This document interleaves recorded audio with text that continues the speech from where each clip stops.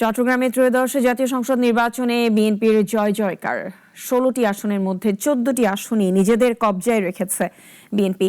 বাকি 2 আসনে জয় পেয়েছে জামায়াত প্রার্থী। জয়ী হয়ে সকল প্রার্থী অঙ্গীকার করেন ভোটারদের দেওয়া প্রতিশ্রুতি বাস্তবায়নের। আরো জানাচ্ছেন একে আজাদ। সাতকানিয়া, লোহাগাড়া ও বাঁশখালী ছাড়া চট্টগ্রামের 14টি সংসদীয় আসনেই এবার বিএনপির ঘাঁটি।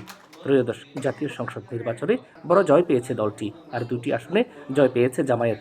এছাড়া এনসিপি সহ 25 দলের 78 জন প্রার্থী জামানত হারিয়েছেন। চট্টগ্রামে জয়ী বিএনপির 14 প্রার্থীর মধ্যে 10 জনই নতুন মুখ। প্রথমবারের মতো সংসদ সদস্য নির্বাচিত হয়েছেন তারা। টানা চতুর্থবারের মতো সংসদ সদস্য নির্বাচিত হয়েছেন চট্টগ্রাম 11 আসনের বিএনপির প্রার্থী ও দলটির স্থায়ী কমিটির সদস্য আমির খসরু মাহমুদ চৌধুরী।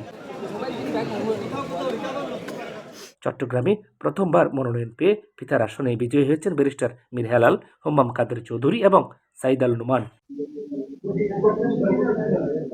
বিজয়ী প্রার্থীরা বলছেন, ভোটারদের কাছে দেয়া প্রতিশ্রুতি বাস্তবায়ন করাই তাদের মূল টার্গেট। ভোটাররা ভোট দিয়ে তাদের প্রতিনিধি নির্বাচন করেছে তাদের জন্য, তাদের আকাঙ্ক্ষা, তাদের স্বপ্ন বাস্তবায়নের জন্য।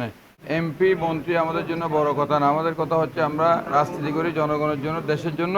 ইমানদারির সাথে, স্বচ্ছতার সাথে, দুর্নীতি মুক্ত থেকে আমি জনগণের জন্য কাজ করে যাবো, এটা হচ্ছে আমার প্রত্যয়। মেম্বার অফ পার্লামেন্ট হওয়া হচ্ছে দেশের কল্যাণের জন্য কাজ করা, মানুষের জন্য কাজ করা।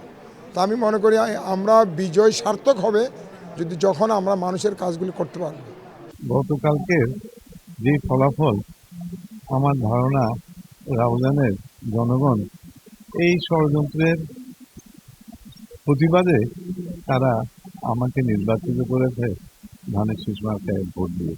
এদিকে বিএনপি সরকারের মন্ত্রিসভায় আমির খসরু মাহমুদ চৌধুরী, ব্যারিস্টার মীর হেলাল সহ বেশ কয়েকজনের নাম আলোচনায় আসছে। সবশেষ 2001 সালে বিএনপির নেতৃত্বাধীন জোট সরকারের সময় চট্টগ্রাম থেকে 5 জন মন্ত্রিসভায় ঠাঁই পেয়েছিলেন।